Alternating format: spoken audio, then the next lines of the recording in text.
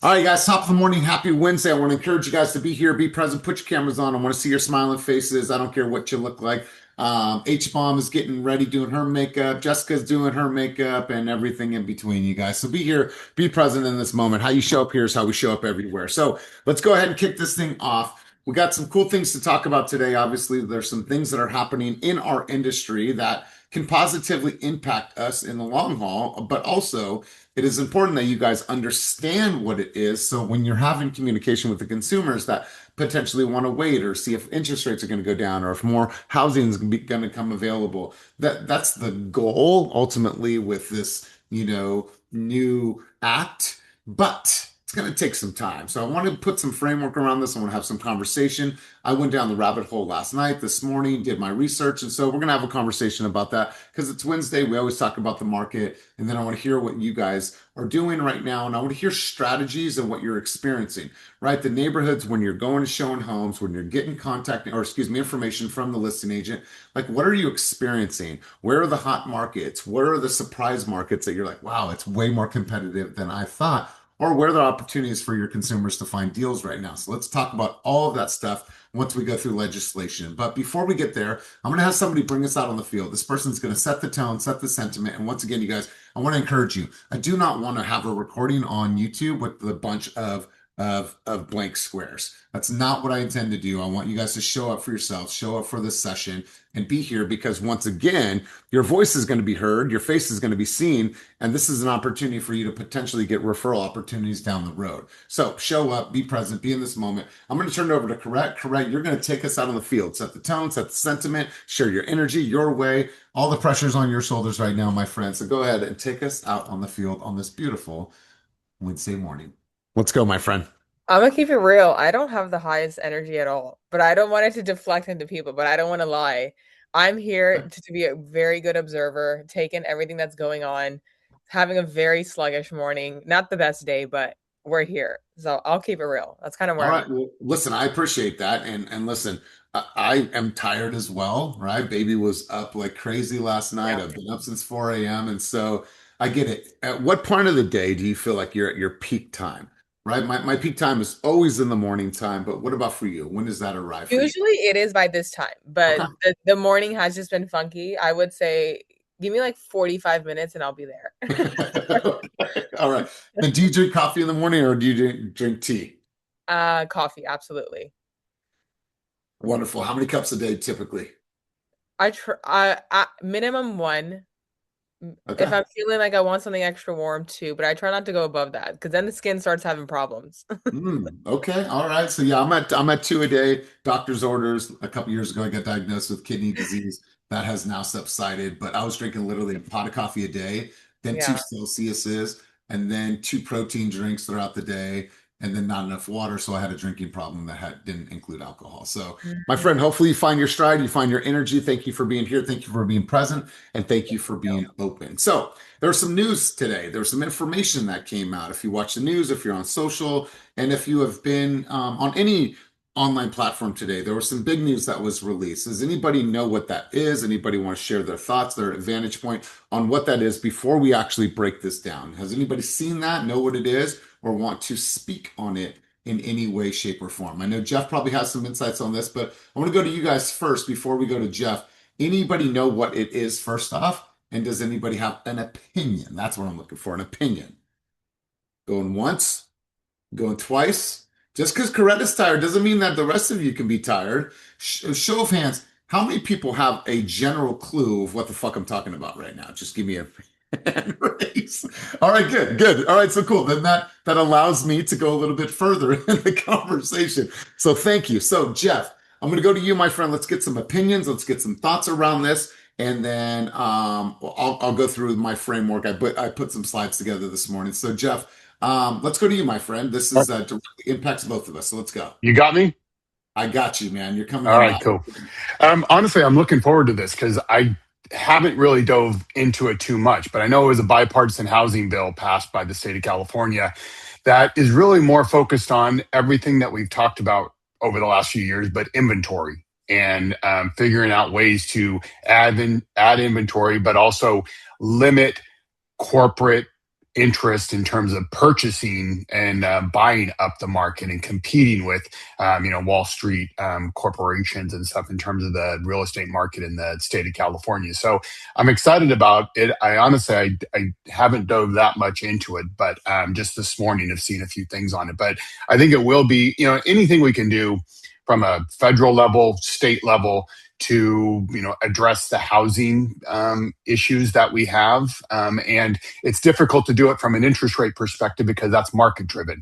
They really can't control interest rates, so they've got to do it from another way, looking at it from a different perspective in terms of maybe making it easier to build homes, rezoning, and then also narrowing the pool of buyers by getting corporations out of it and buying up properties. So Yeah, really good stuff. Really good stuff. So, you guys, I put some framework together and also just created a worksheet for you. I'll drop it in the chat. That way, you guys have it.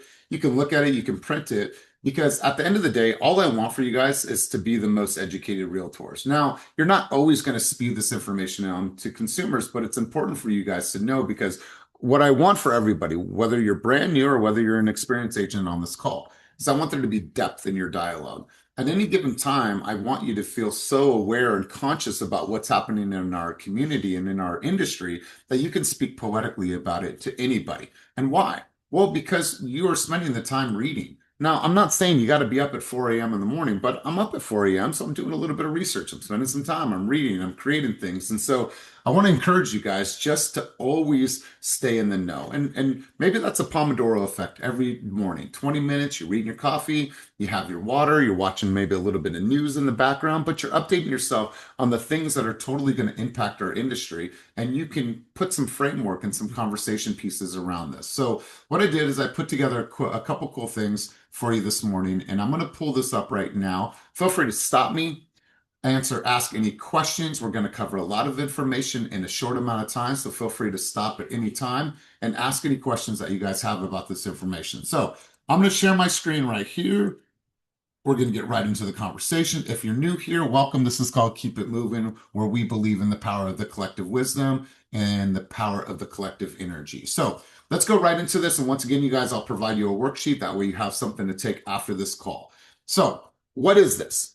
Well, what you're going to see online and right now from the NAR and from different people that are posting about it, the news, headlines, and things like that. This is called the 21st Century Road to Housing Act. And what is it and how is this defined? So let's go into this. Now, obviously, I am no expert as of right now, but what I've done is I've educated myself enough to have this conversation and then to go deeper in the weeds on this. So the bill is designed to address America's housing affordability crisis by a few components: increasing housing supply, reducing regulatory barriers, streamlining development approvals, expanding access to financing, and Jeff can speak more about that down the road, modernizing housing programs, limiting institutional investor influence in single family housing. We have seen that over the last few years, how these large corporations are taking market share and they're buying inventory, which does not serve the average everyday consumer, and creating more pathways to home ownership. All things that directly correlate to what we do and makes a huge impact on what we do as real estate professionals. So let's go a little bit further into this. Here's the big coaching takeaway. The government is essentially acknowledging a few things here, and let's go into what they are acknowledging. We don't have a demand problem, we have a supply problem. You see, there's always going to be a demand for housing. People are always going to need to live somewhere. They're always going to need a roof, and they're always going to want the ability to truly build wealth in the United States of America and live what we call the American dream. For years, we focus on rates, and anytime that you're on these calls, you'll hear Ashley and Jeff and our other lender partners and Stephanie and Christina and our friends. They always say, don't talk about the rates. And so I think that here, you guys have really got a good understanding of that. We don't talk about rates, but for the sake of the conversation, the bill focuses on inventory. The long-term solution to affordability is not lower rates alone. And I know a lot of people always go there, but we tend to make sure that we take that conversation in a different direction. The long-term solution is more homes, faster approvals, easier development, more financing opportunities and options, and less institutional competition for housing stock, right? The American dream was not about corporations buying up inventory. It was about being able to call this my home. Well, when you have these large corporations buying up mass amounts of homes, it makes that idea of this is my home, it seems more fleeting for the average everyday person, and it makes it more competitive because there's so much money coming from these big corporations. So here's the provisions that each of you need to understand and you need to be able to have dialogue around. Restrictions on large institutional investors. So, one of the most talked about sections, the legislation limits or prohibits large institution investors from purchasing single family homes and places caps on ownership levels. I think that, my friends, if this all goes the way that it's planned, I think that's one of the biggest flexes for this act. I think that this is one of the best things that can happen to our industry. You see, family homes are placed caps on home ownership levels. This is intended to reduce Wall Street's ability to compete directly with families for housing inventory. Why does this matter? Consumers have been frustrated watching hedge funds and institutional buyers purchase homes with cash. The message from Congress: homes are for people first. Homes are for people first. It shouldn't be just because we have deep pockets, we can go and purchase homes and then inflate the price and make it more challenging for the everyday consumer. Let's continue on in the conversation. More housing construction. You see, there's a lot of red tape that developers have to go through in order for them to be able to build projects. The bill attempts to reduce red tape and regulatory hurdles that slow development. Here's the goal: faster approvals, more construction, and increased inventory.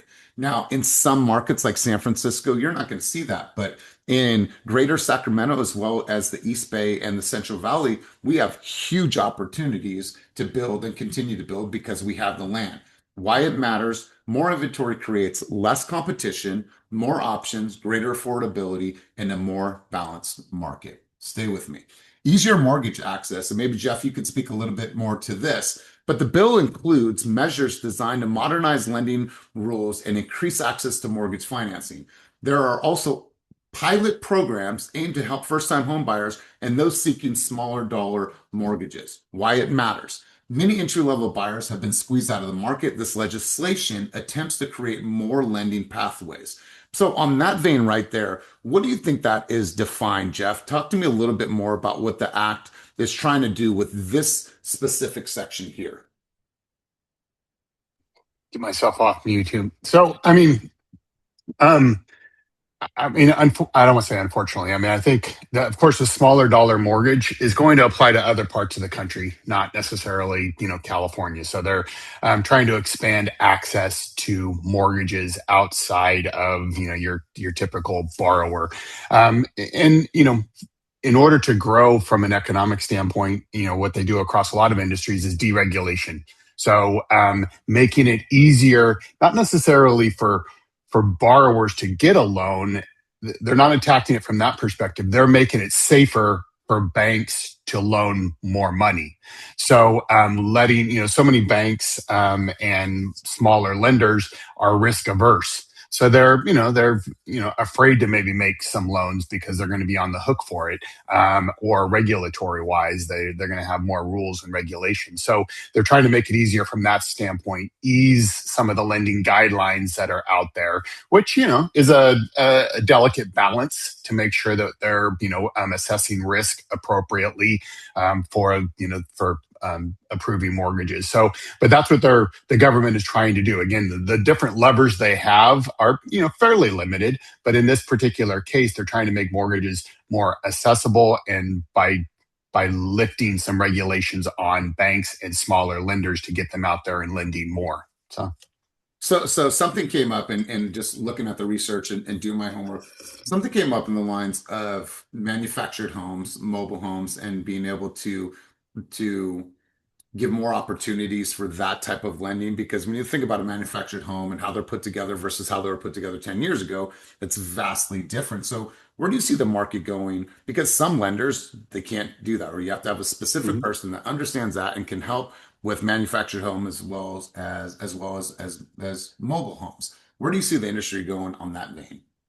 Yeah, it's interesting. Of course, from a technology standpoint, 3D printing of homes, manufactured homes, don't really call them mobile homes any longer unless they're in a park. But again, we talk about inventory, and this is really going to make building of homes.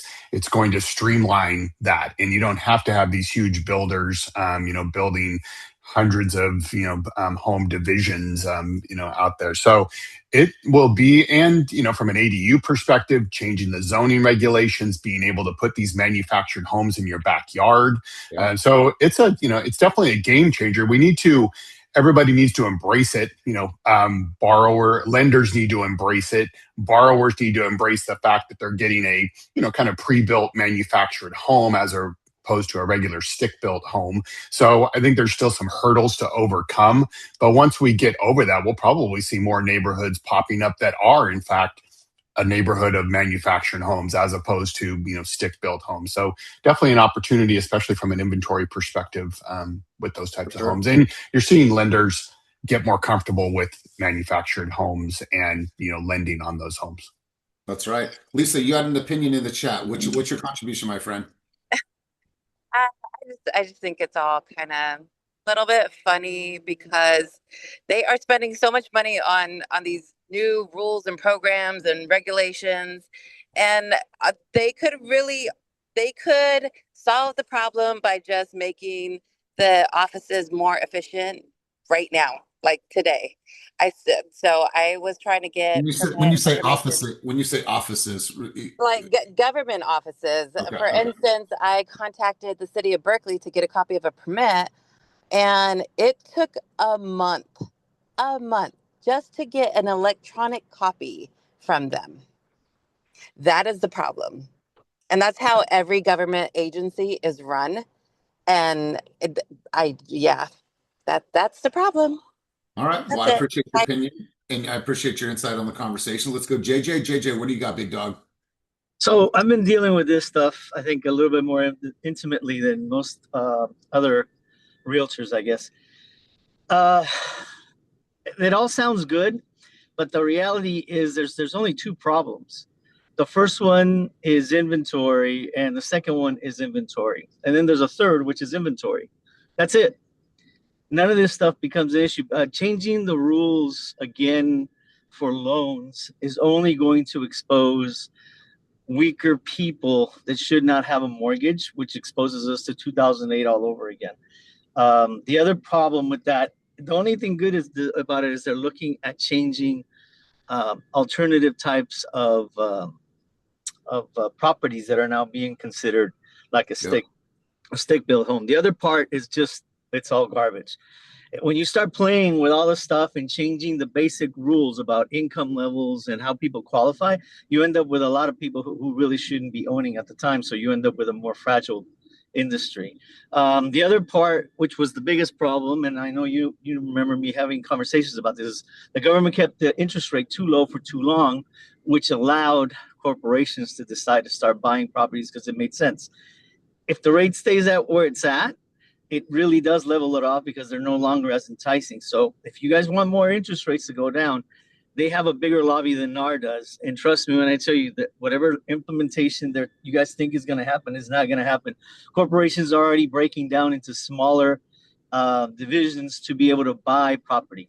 I've already seen it. It's happening in Texas right now. They're buying blocks of land through an LLC, which actually matches the maximum you can buy. So you can't beat money with this type of regulation. The best thing they can do, like Lisa said, is we need to audit counties and cities and let them streamline all this stuff.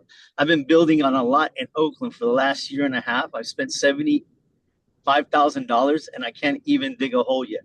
They're not done charging me for permits and surveys and so on and so forth. So the biggest impediment we have is building, and that's it. The rest of it will take care of itself if we have enough. Yeah. And I'm with you on some of this conversation because if they can release and remove or at least minimize the amount of red tape that it takes for these developers to build, then we're going to see inventory in a shorter time frame. And so I hear what Lisa's saying. I'm hearing what JJ's saying. I also want to encourage you guys to go to your local housing meetings, like go to the city planning meetings, like just be a part of the conversations. One voice is not going to change our industry, but it's good to be in those conversations. And I remember distinctly, it was 2020 when the Sidewalk Act went into effect in Oakland. I remember going to the courthouse in Oakland, sitting there, and all of us in a line of, realtors got on the mic and shared with why we didn't think that this point of sale ordinance made sense. Now it made sense for the city. Why? Because the city had busted ass sidewalks. So then the city said, well, anytime that there's an elevation of a, quarter of an inch, then that means that at the point of sale, that sidewalk has to get fixed. So then the city came up because they didn't have to go and spend all that money. They don't have to worry about trip hazards. Now it's the responsibility of the buyers and the sellers. So it's like we fought against that. Now it is still a thing. Sewer lateral is still a thing in certain cities. However, at least go and sit there, listen to what people are talking about, how this impacts our local environment, our local communities, and our industry. And so, JJ, Lisa, I appreciate your contributions. Blessing, you had a contribution, big dog. Let's go to you. Thoughts, contributions, and insights on the conversation. Let's roll. Yeah, the point I was going to make was right along with what JJ was saying is that, investors, there's no question that a first-time buyer trying to get into a home in a price point under, let's just say 600,000 across the bay, like they're going to be competing with cash. It is the most competitive price market, like price range that we encounter. So to, these investors that the limits are being placed on, in theory is a good idea, but just like literally the point that JJ was making is like they're restructuring. They're going to find a way around that just because it's the nature of investing. It's being able to acquire these buildings, but work within the rules. Is there a way to say that no investor can have a property? No, because the other part of it is we do want to support mom and pop investors, those that are getting into it, those that are starting. Is there a way to fight against the conglomerate that's using it to fund pensions and hedge funds? Not with this kind of legislation. So it is something where buyers are going to hear this and say, great, now I can compete with cash and I'll just wait. No, don't wait. Still look at what your situation is right now. Make sure you can buy the home that you can with the money you have. And if something changes in the future, so be it. But don't put your life on pause waiting for someone to dictate it. All of these headlines are just that. They're headlines. They're more conversations to have. They don't change the fact that if you need to buy a home right now, do it. If it makes sense for you, just go do it. So don't get caught up in all of the media. I do think it's interesting that Pulte, being affiliated with government, is now pushing forward for developers. I mean, there's always private interest in every headline and every policy. You just have to look through it. But at the end of the day, you have to live your life and go get your home. Make sure it's within your budget and just do it responsibly. You're not going to fight investors. They're going to figure out how to make their dollar. That's capitalism. My friend. We're going to go into some things that consumers need to know right now, and it's directly in the same vein. But here's a question for you. I just want to slow down. When we talk about the market and you reading about the market, attending local, events about the market, city planning, development, whatever it is, ask yourself right now, am I educated enough to have an opinion? That's it. Whether Marcus is his opinion, if I don't care if his opinion differs from mine, is he educated enough to actually just have an opinion, right? You've heard from Blessing, you've heard from JJ, you've heard from Lisa, you'll hear from other people on the call. You have to ask yourself, am I educated enough to at least have an opinion? And it's okay if we have a difference of opinion. That's all right. At least I have the game to actually have a conversation about it. That's all I want for you guys. I want you to come to a Wednesday call and take information that you could say, this is going to add depth to my dialogue, and I have enough education to have an opinion on where the market is going. That's what I want for everybody on this calls. JJ, you raise your hand again. Let's go back to you, big dog. I just so everybody knows, I am a middle-aged or upper middle-aged man, and I'm totally into all these stupid council meetings in Oakland, Berkeley, Concord, San Leandro, and Hayward. So if anybody has any questions, I am unfortunately highly in tune with all those cities regarding real estate stuff. So if anything comes up for you guys, feel free to call me. Investment stuff, feel free to call me. If you want to take me to lunch, feel free to call me. All right, cool. Love it. We got some stuff going on in the chat down below. I want to make sure that I address this stuff. Jabbar, you had put they could remove capital gains on houses. I think the market Would boom? Okay, cool. So that's your opinion, correct? All right, we're gonna move on. And then Liz Serta, you had something that you spoke about in the Sure. chat. Okay, Jabbar, there you are. Yeah, that's what I heard from some older realtors that were talking about a lot of boomers that weren't selling their houses, and the reason why they're not selling their houses is because the capital gains and the amount of tax that they would pay because they're grandfathered in with their current property with their old tax rate, and if they move to a smaller property, they pay the same amount in property taxes, and they would end up on property gains taxes. Yeah, Or so it's a couple things on that, but go ahead, Jeff. I just was going to say, they've been talking about the capital gains thing, and it's kind of I don't know, and Jabbar is right in terms of the capital gains tax, because if you sell your home and it's over a certain amount, you're going to pay capital gains on it. And it's usually boomers, of course, in that. But if you stay in that home and you keep it and you die and you pass it on to your beneficiaries, then you have a reset on that amount, and then they don't pay capital gains taxes on it. So there's a disconnect between selling your home as a 70 or 80-year-old and the capital gains taxes on it versus, keeping it, passing it along to your heirs, and then they don't pay taxes on it because of the step up basis on the inheritance. So, but Jabbar, there is Prop 19, so you can take your tax base with you in the state of California now. So that's been nice for older people and being able to move and take that tax base with them. So That's still right. a lot of tax implications out there. For sure. Well said, Jeff. Appreciate your contribution, Jabbar. Let's go to H-Bomb and then we'll go back to JJ.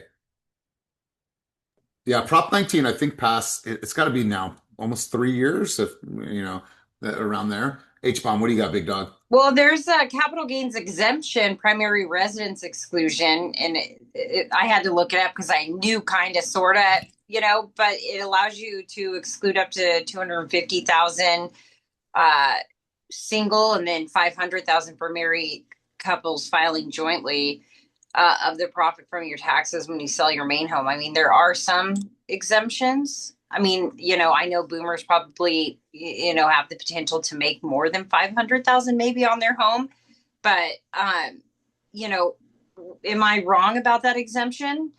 And I don't know the ins and outs of it, but it says that section primary residence exclusion. I can give it to you. Sure. Yeah. Okay, so capital, this is the biggest thing. Primary residence, I think it was 98, I can't remember, 96. They made it up to 500,000 for a couple, 250 each. You could get it a completely exempt from any capital gains taxes as your primary residence. Only your primary residence, no investment properties. The best thing that I can think of this government is they're the only ones who have woken up to the fact that this is stopping older people from selling their house. Yeah, they paid 80,000 for it, and now it's worth $1 million. So it doesn't make sense for them to walk away and pay $200,000, $250,000 in taxes to go buy another property. What they're thinking about doing it is raising that number all the way to $1 million. Is it fair to everybody else? No, but it will unlock a huge portion of the market.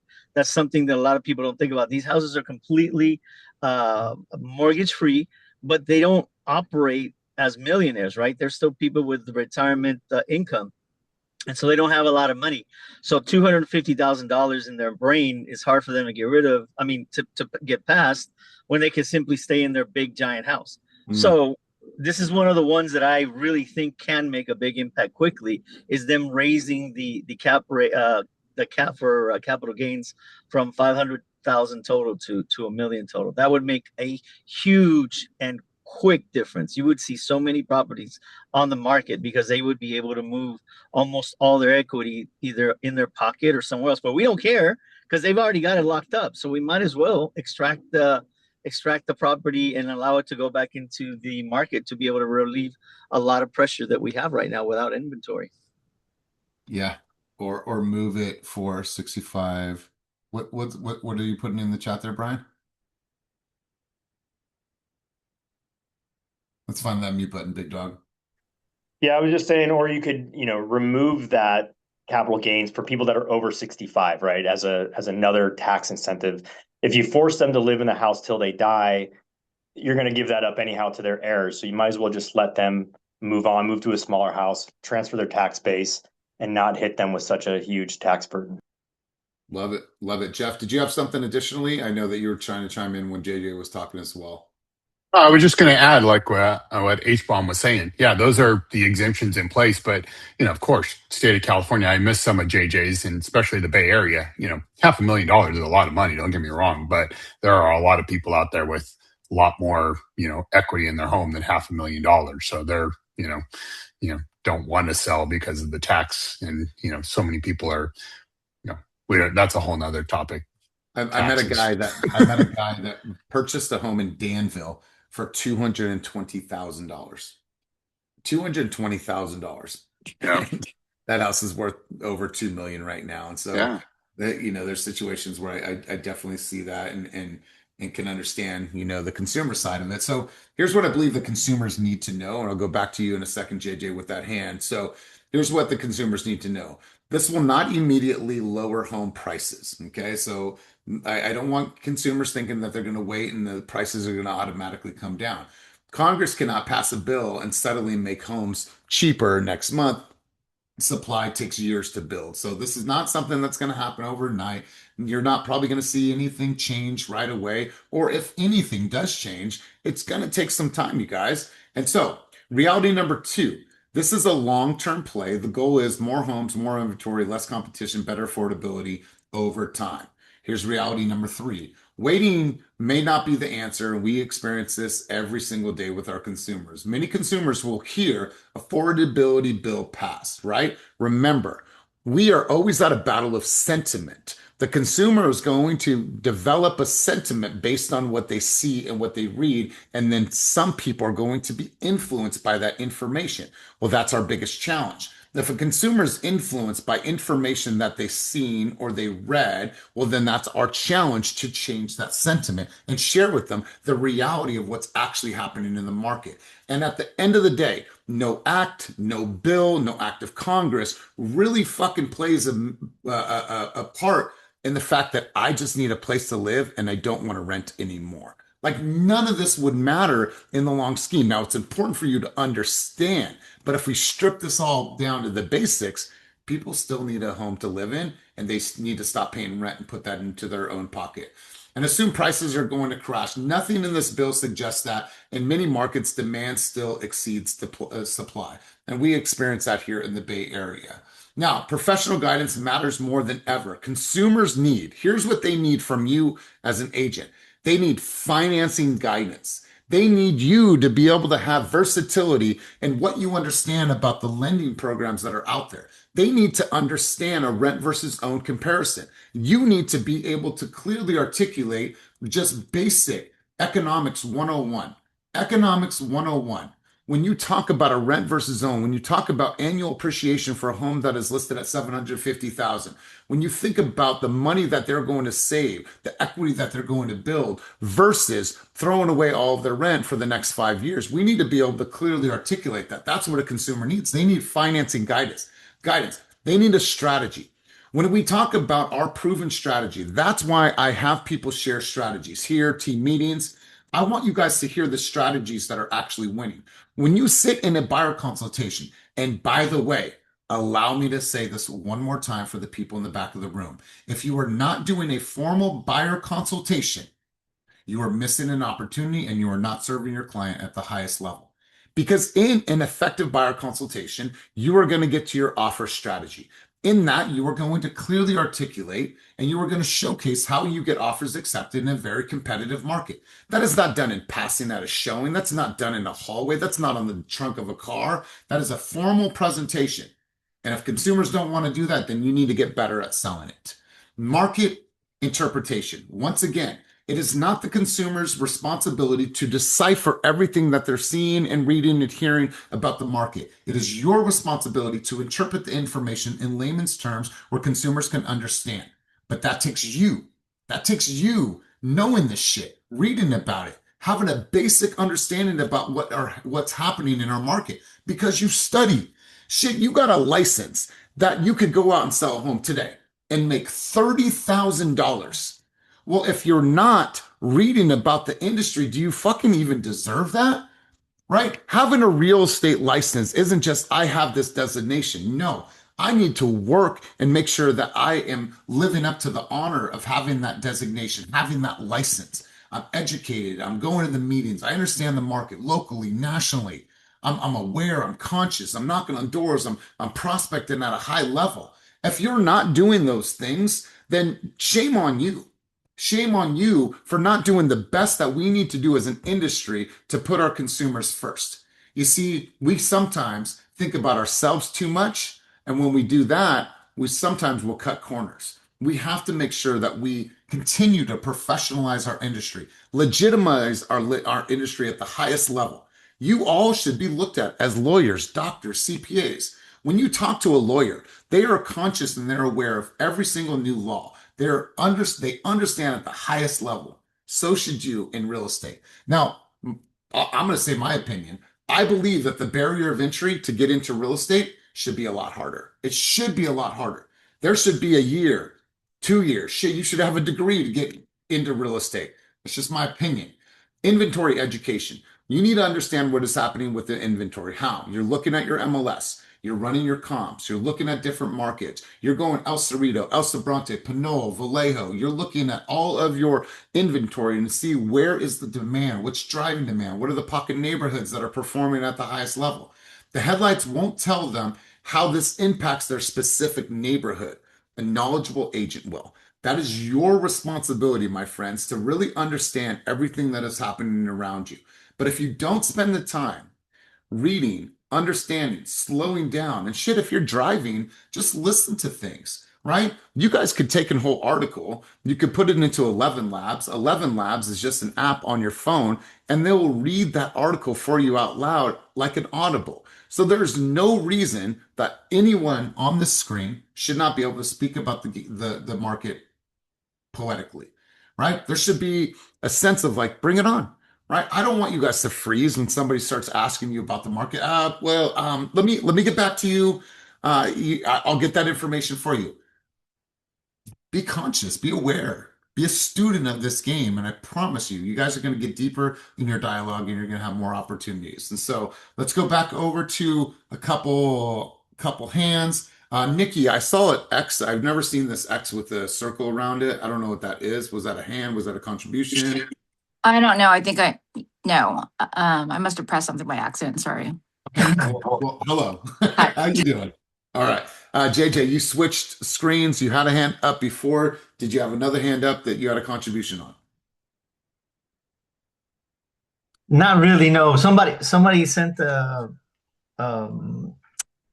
message for me to get back to him, but I couldn't get to him, and I lost the signal on myself. Okay. All right. So make sure that you guys connect with JJ if there's something that you need to know. But let's go around the room. Let's get some thoughts and feedbacks on the conversation right now. Let's go over to Gary. Let's go to Michelle. Let's go to Marcus. Gary, thoughts, contributions, and insight on the conversation thus far. Man, it goes to show how much natural conversation goes, right? So when people ask you this question, I just know when people ask me about real estate, I don't think they're looking for a teacher answer, a professor answer. They're looking for someone that's not afraid to answer, right? There's a lot of people that sit in the middle and play, well, what do you think? It could be this and that. And I think it's okay to push your evaluation on the market, what it means to you, and articulately say it, right? If you feel like it's a buyer's market, seller's market, if you feel this neighborhood's hotter than this neighborhood, be specific if you can. I just know that education is everything. I know that I'm going to say I'm becoming more educated about the market without trying. Does that make sense? Like I'm just engulfed in it. So I don't even realize it. I look at articles here and there, but I should probably be more deliberate on that. But I know people when I'm with them, they're really just looking for a companion that knows more than them. They're not like that and has the ability to find the answers out fast. It's okay to say, wow, last week it was this. Let me get you today. It might be different. Let me dive in that and get right back to you.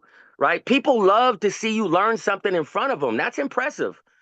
When you already know something, you're like a know-it-all. But when you learn it in front of them, that's impressive. So sometimes it's okay to say, man, let me get the exact verbiage on that for you. So that's just my thought on it.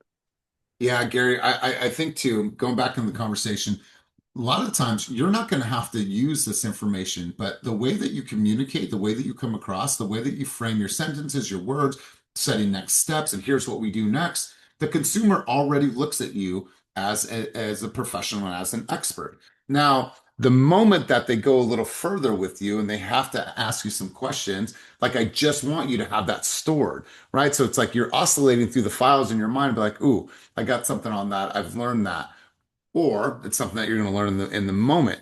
It's just like if somebody asked me about music. Yeah, I love music. Oh, you love music. Wonderful. But they want to talk music trivia. They want to go back to the 60s. They want to go like, cool. Like now we go all the way there. But overall, I just want that to be inside of you guys to have that stored. So in the moment that we need to talk about the market, you can't also, I think that this serves for good content, right? There's some things that I want to share with you. Let me share my opinion about what just happened, right? I want to share my opinion. Are you educated enough to have an opinion, right? Well, shit. Gary might make a video about this thing today. H-Bomb creates a video. Those videos could be vastly different, but each of them are educated enough to at least have an opinion. So really good stuff. Let's go over to Michelle. Michelle, give me key thoughts, key takeaways, contributions from the conversation. We'll go to markets and we'll go back up to JJ. I also was going to say I agree with Gary. I think it's also very important to be genuine when you're talking to people, because that will definitely come across. People will notice whether you're full of shit or if you're being honest and genuine. They can tell, especially if you don't know what you're talking about. And obviously I'm new, so I've had situations like that where there are times when I'm not as informed. And I've been honest and I've said, you know what? Let me find out. Let me get back to you and I'll get you the information that you need. But I did like what Jeff was saying, and I am going to reach out to you, Jeff, later today and get some more information from you because I do want to make a reel on that. But there's something else I wanted to say, and I just had a brain fart. If I remember, I'll put it in the chat. Damn Yeah, it. if it comes back, because it sounds like it was going to be good, throw your hand up. Let's Okay. get that out. Oh, All right. But I appreciate your contribution.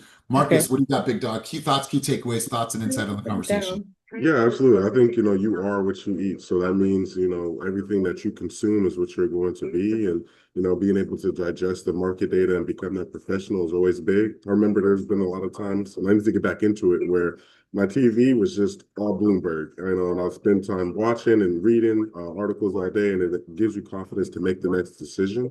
And then you'll be able to find correlation between either like markets and other data that's out there and be ahead of the game rather than be behind it. And so you're more proactive than being reactive, and that's important when being a leader. Beautiful, beautiful. Let's go back up to JJ. JJ, key thoughts, key contributions on the conversation. One of the things you were talking about was education. And unfortunately, the barrier to entry is really, really low. But this is for all you guys. More and more people are becoming more interested in buying either properties with ADUs or multi-unit properties because it's an easier way to get into property. You guys need to really understand how to price a income property versus a regular house. A regular house is whoever has the most money and the desire, that's who's going to end up with it. With rental properties, it has to make sense, and you have to understand why those, or how you figure those numbers out if you want to give your buyer the best possible chance to succeed with those properties. And I see way too many people selling properties and that they have no idea what they're doing, and they shouldn't be selling them at this point in their careers.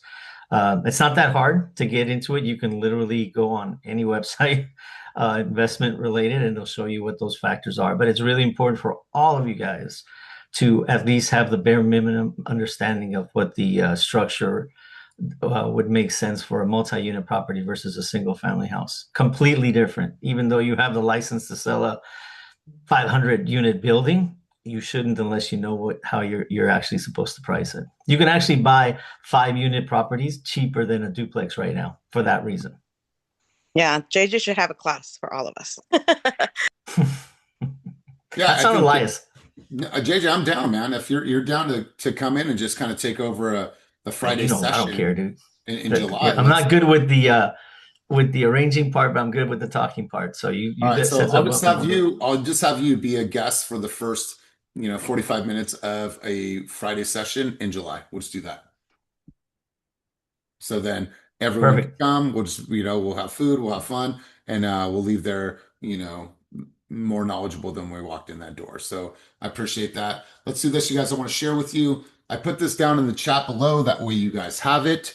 I broke this whole thing down this morning. I tried to find every single source that I could. So you guys have this just for a debrief for you. Here's an FAQ for you guys. It is in the chat below. If you didn't see it, let me go ahead and put that there again. That way you guys have this. And I'll go here. Actually, let me just do it from here. Let's go here. Share, copy link. I'll put this down below. That way you guys have it. Also, I would encourage you guys to go to your friend Claude and make a reel about this. You guys can make a carousel about this and just, get this information out to the public. Now, it doesn't have to be perfect. I've made a carousel this morning. Feel free to share my carousel or to take ideas from it. Whatever you guys want to do, I just feel it's worthy of a conversation. Also, that's something I want to recommend or promote, I guess. There's an event today the story is no longer available. I don't know. Okay, cool. This one here. So there is a event happening. Oh shit, I don't know why it's not working for me. There's an event happening today in Concord. It's the NAREP event. So this is a pretty big deal. JJ, are you going? Anybody on this call going to the NAREP event today? I'm going. I'm a part of the board. It's Well, Stephanie. okay, then Stephanie, why don't you tell us a little bit about what's going on today? Yeah, of course. So it's going to be an amazing event. How to build your business, how to drive your sales, how to utilize AI for your business. It's going to be a great networking event. There's going to be a lot of people there. We're going to have music, a DJ, food, drinks. We're going to have an opportunity to do some content with Stephen Diaz, I Yeah. believe, the rapping realtor. So it's going to be a really good time. And it's also NAREP's Contra Costa chapter's installation. So it's our installation event for all of us board members. I'm the event director, so it's going to be super fun. You guys should definitely come. Wait, I didn't know that you're the actual event director. That doesn't surprise me, but I'm stoked. Yes, I am. Okay, very, very cool. And you guys, I got asked, fortunately, to be one of the keynote speakers today. So I'm stoked. I'll be there. I'm going to pour into the group and then I'm going to sit there as a student and then I'm going to hang out and network with everybody. So really stoked to be there, to be in that environment. Stephanie, I'm super excited to be a part of this event and, do my thing. And so really, really excited. Hopefully I can see you guys out there. Stephanie, just really quick, what is the time that the event's starting? Start time, end time? It starts at 3:30, ends at 7. So the actual event will be from 3:30 to 6 with all the keynote speakers, the installation, and then 6 to 7 will be the networking cocktail hour. And there's going to be a mariachi band. So it's just one of those things that you probably want to attend if you can be there. So let's go around the room. Let's just get three takeaways. Let's go to Kia Magia. Let's go to you. Key thought, key takeaway from our time together today. Then we'll go to Jabbar and then we'll wrap up with Brandy. Let's go. Good morning, guys. I have that same shirt, by the way. And so does Silas.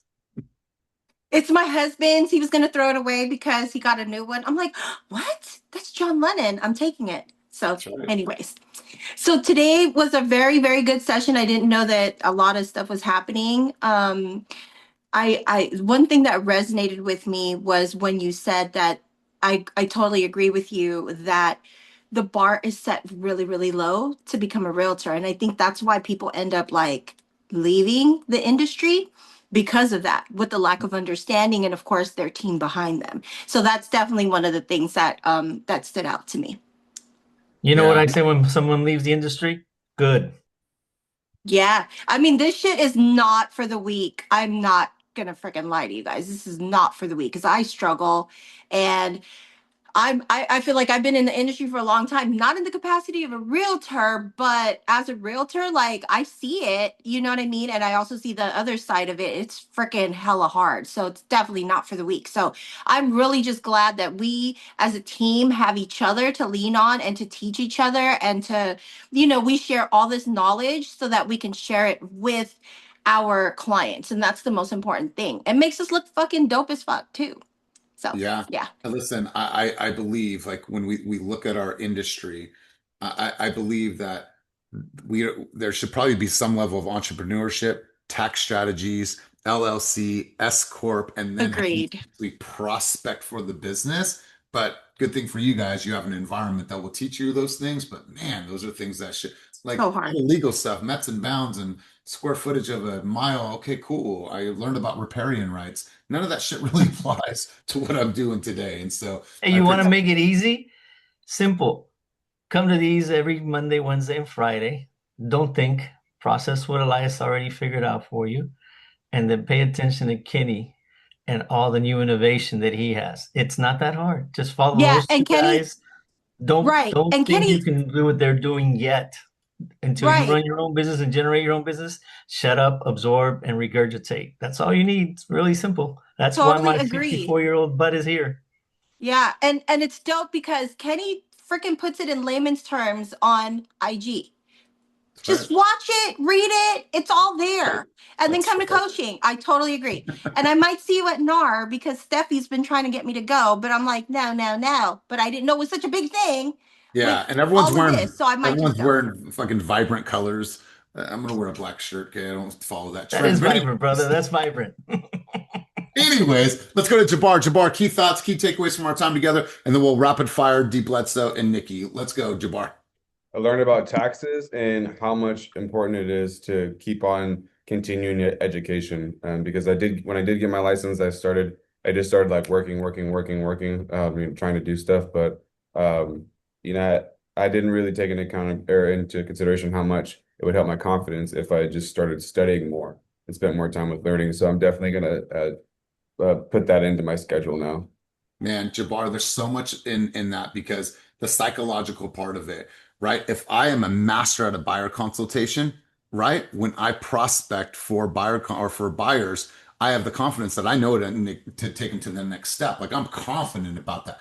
But if I feel like when they say yes, I'm like, oh my God, what am I going to do? What am I going to do? The confidence is going to come across on the phone. I promise you, it is psychological. I know right now, you put a consumer in front of me, I can crush a buyer consultation. So when I'm on the phone, hell yeah, let's do that. Here's what we do next. There's a sense of confidence that comes across in the way that I speak because I feel so good about the next step. So I appreciate that, big dog. Thank you for your contribution. Let's go D Bledsoe, and then Nikki, you'll bring us home. D, what do you got for us?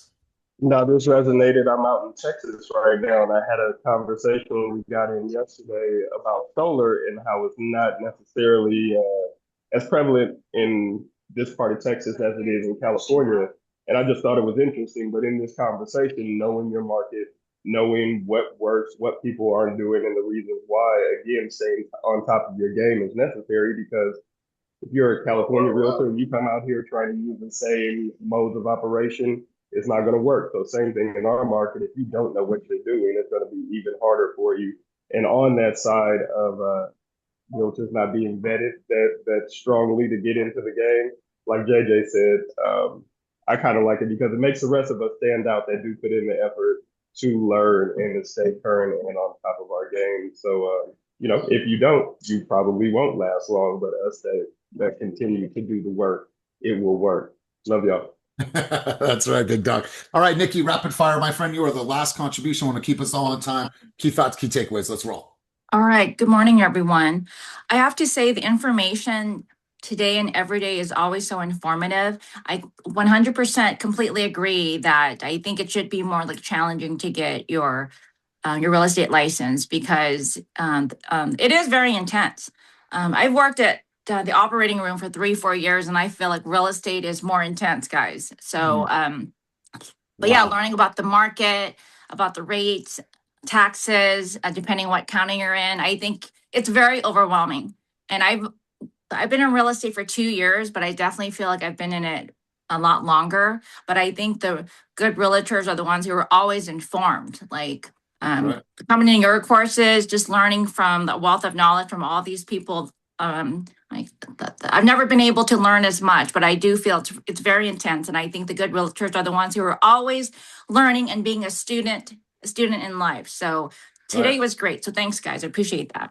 I appreciate you, Nikki. Listen, next week for Wednesday, I'm bringing back somebody that has spoke on Keep It Moving in the past. His name is Jahi Johnson. This time, we're going to talk about tax strategies for you as real estate professionals and how to set up an S corp and or an LLC. So that's going to be our guest for next week. Him and I have been working and perfecting his presentation. He's ready to go, and this guy is, I think he's got now 22 homes, 22 doors, and he's done that all in the last 3 years, and has definitely put himself in a really good position from a tax strategy. I think I want you guys to take as much as you can out of this, and then go and hire yourself an accountant, hire yourself a bookkeeper, file your LLC, create an S corp. So that's next week's Wednesday, and then we'll keep with our normal schedule on Friday and Monday. So if you guys need anything in the meantime, let me know. Looking forward to seeing some of your faces today at the NAREP event. I need all of your energy, your contributions, your insights, and all of the let's go, Elias, because I'm going to bring that shit today. So I'll see you guys soon. As always, keep it moving towards your dreams,